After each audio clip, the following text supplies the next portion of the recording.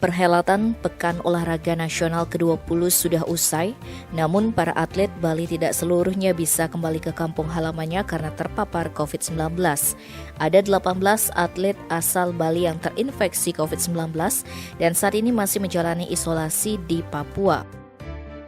Kepala Dinas Kesehatan Provinsi Bali, Dr. Ketut Suarjaya, Selasa 19 Oktober mengatakan, sebanyak 18 atlet PON ke-20 asal Bali saat ini masih berada di Papua dan belum bisa kembali ke Bali.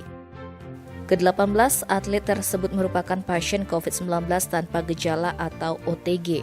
Meski demikian, Dr. Suarjaya menegaskan, 18 atlet ini harus dirawat dulu di Papua sampai sembuh dan tes PCR-nya negatif. Sedangkan untuk atlet yang sudah boleh pulang ke Bali, Dr. Suarjaya mengatakan pihaknya sudah menyiapkan tempat untuk karantina selama 5 hari di beberapa hotel di Denpasar dan Badung. Setelah menjalani karantina selama 5 hari dan hasil tes PCR-nya negatif, para atlet boleh pulang. Tim Bali Express melaporkan.